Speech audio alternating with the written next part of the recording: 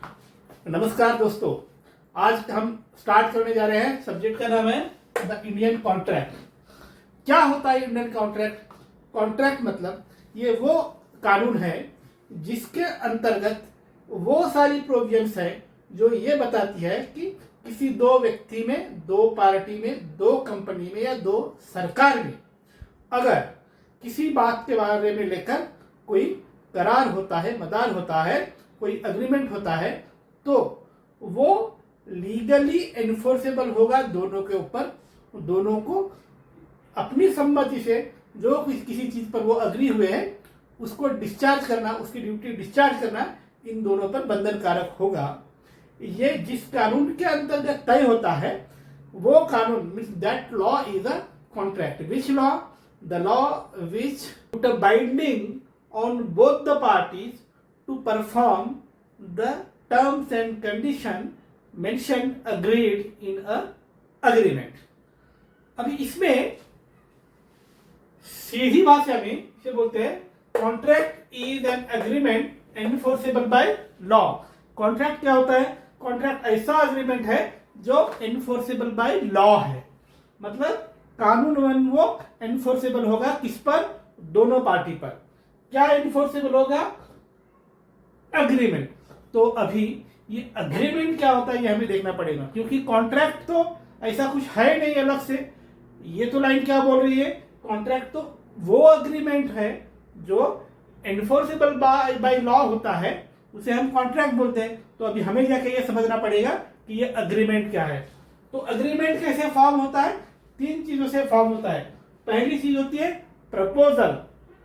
Contract भी दो party में होता है, अग्रीमेंट दो पार्टी में होता है। तो जब भी दो पार्टी है, कोई किसी बात पर अगर कोई डील कर रहे हैं तो दोनों में से किसी एक पार्टी ने क्या देना जरूरी होता है? प्रपोजल। सपोज मुझे अपना मोबाइल बेचना है और आपको खरीदना है, तो या मैंने प्रपोजल देना चाहिए या आपने देना चाहिए? क्या प्रपोजल होना चाहिए? मैंने अगर देता है तो मैं अगर देता हूं तो मुझे कहना है भाई मुझे ये मोबाइल बेचना है, क्या आप खरीदोगे? ये मेरी तरफ से प्रपोजल होता है।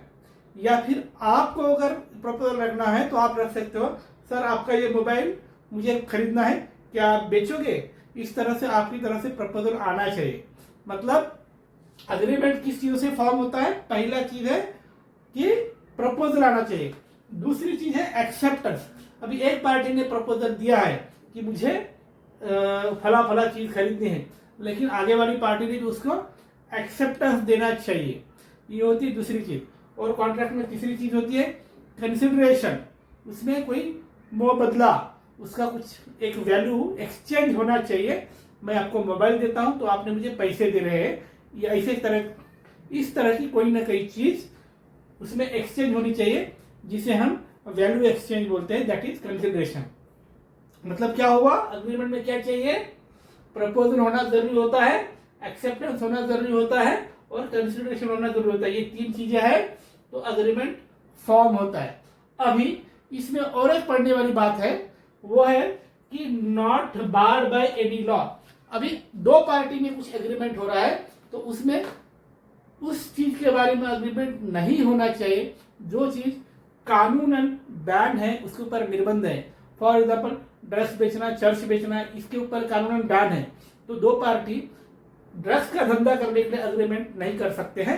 अगर वो अग्रीमेंट कर भी ले तो वो एनफोर्सेबल बाय लॉ होगा क्या? नहीं होगा। और हमारा कॉन्ट्रैक्ट का प्रिंसिपल क्या है? That should be enforceable by law. If any agreement which is not enforceable by law होता है तो वो कॉन्ट्रैक्ट नहीं होता। इन शॉर्ट क्या है कि कॉन्ट्रैक्ट यानी और कुछ नहीं, एक अग्रीमेंट है, लेकिन अग्रीमेंट को हम कॉन्ट्रैक्ट कब बोलते हैं? अगर वो अग्रीमेंट एनफोर्सेबल बाय लॉ है तो कॉन्ट्रैक्ट है, एनफोर्सेबल बाय लॉ नहीं है तो वो कॉन्ट्रैक्ट हो ही नहीं सकता, उसको अग्रीमेंट बोलेंगे। और हर अग्रीमेंट कानूनन एनफोर्सेबल नहीं होता, इसलिए वो कॉन्ट्रैक्ट के स्टेज तक जाता ही नहीं। इन शॉर्ट ऐसा अग्रीमेंट जो कॉन्ट्रैक्ट की स्टेज तक जाता है, मतलब एनफोर्सेबल बाय लॉ होता है, उसे हम कॉन्ट्रैक्ट बोलते हैं। तो दोस्तों यह है कॉन्ट्रैक्ट की बेसिक डेफिनेशन और बेसिक कंसेप्ट। नेक्स्ट वीडियो में हम समझेंगे कि वॉइड कॉन्ट्रैक्ट क्या होता है, वैलिड कॉन्ट्रैक्ट क्या होता है और वॉइडेबल कॉन्ट्रैक्ट क्या होता है, ये हम नेक्स्ट वीडियो में देखेंगे।